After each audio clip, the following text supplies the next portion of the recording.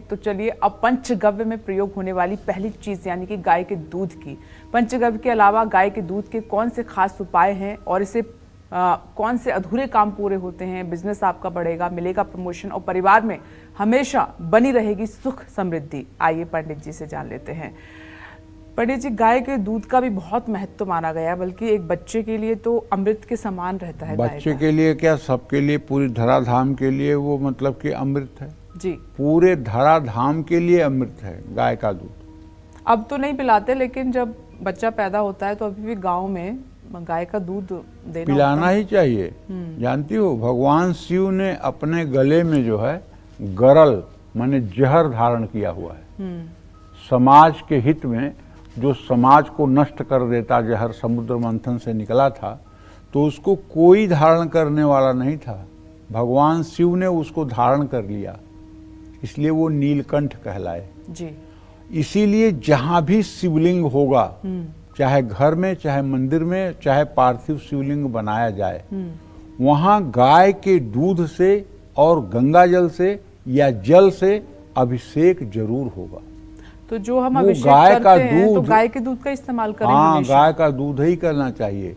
वो गाय का दूध और वो गंगा जल जाकर के भगवान शिव के इस गरल को जो है शांत करता है, इस जहर को शांत करता है। भगवान शिव को आनंद की अनुभूति होती है जी। इसलिए हमारे शास्त्रों में भगवान शिव को गाय के दूध से अभिषेक करने का विधान कहा गया है। और शास्त्रों में तो यहाँ तक कहा गया है कि अगर कोई संतानहीन है और संतान की कामना करता है और वो भगवान शिव का गाय के दूध से अभिषेक करना शुरू कर दे, चाहे रुद्र सूक्त से ही करे। रुद्र सूक्त का मतलब है कि रुद्रा अष्टाध्यायी नाम की एक किताब है विपनेश, जिससे रुद्राभिषेक कराया जाता है। उसमें 10 अध्याय है। उसमें जो 5वां अध्याय है, उसके शुरू से लेकर के 16 मंत्र जो हैं, वो मंत्र रुद्र सूक्त कहलाते हैं जी।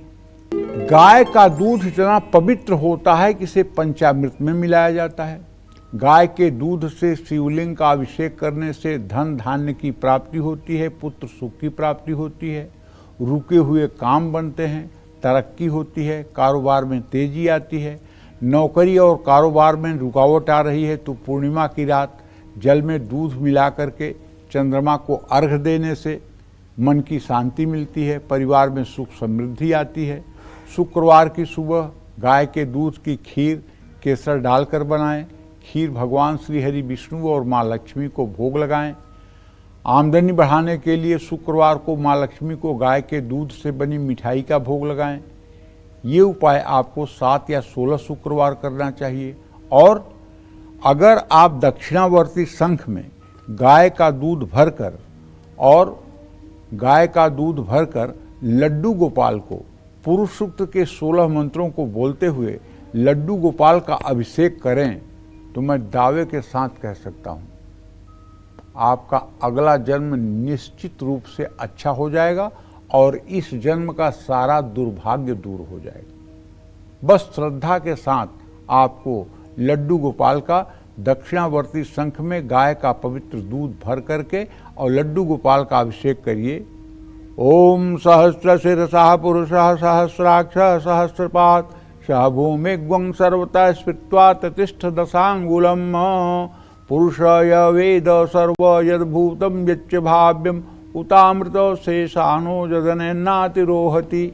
इसी तरह से अगर आप धन के अभाव में जीवन जी रहे हैं और कोई रास्ता नहीं दिखाई दे रहा है आय स्रोत को बढ़ाने का, तो मैं दावे के साथ कहता हूं आपको निराश नहीं होना चाहिए, बल्कि धन की अधिष्ठात्री देवी जो माँ लक्ष्मी हैं, उनकी शरणागति ले लेनी चाहिए।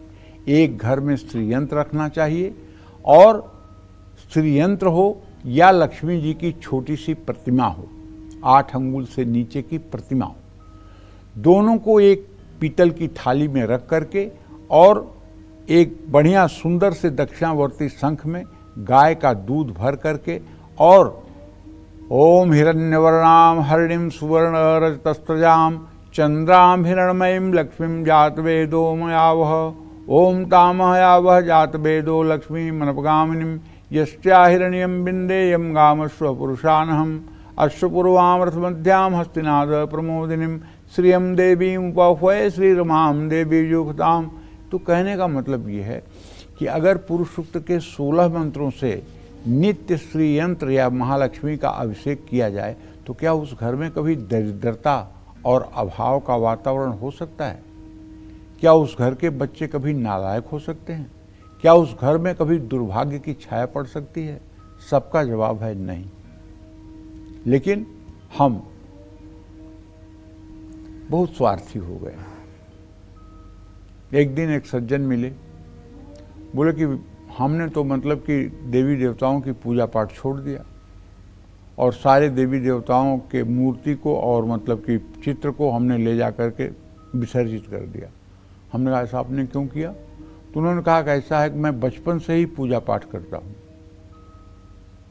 लेकिन पूजा पाठ का यही फल मिला कि मेरी पत्नी को कैंसर हुआ और मेरी पत्नी 1 महीने के अंदर ही मर गई।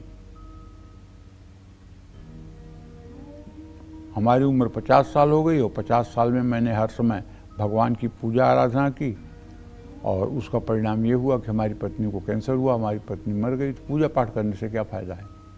हमने कहा अच्छा बताइए, अगर आपकी पत्नी का प्रारब्ध था, कैंसर उन्हें होना था, हुआ, और अगर वो 5 साल कैंसर में जूझती रहती, 5 साल तो आप उनकी दवाई कराते ना? बोले हाँ। हमने कहा 5 साल दवाई कराने में और 5 साल उनकी देख रेख करने में आपकी सारी स्थिति खराब हो जाती, यहाँ तक कि आपका रोम रोम कर्ज में बिध जाता, यहाँ तक कि आपकी सारी वैभव, सारी सुख संपदा बिक जाती, और उसके बाद अगर वो यहाँ से विदा हो जाती तो फिर आपके पास क्या बचता? ये भगवान का परोपकार नहीं कि कैंसर जैसे बड़े रोग का ज़्यादा दिन उसे कष्ट नहीं हुआ और शरीर आराम से उसने त्याग दिया, ये ईश्वर की कृपा नहीं है। और आप दरिद्र होने से बचे, ये ईश्वर की कृपा नहीं है। भगवान के विधान पर उंगली उठा रहे हैं।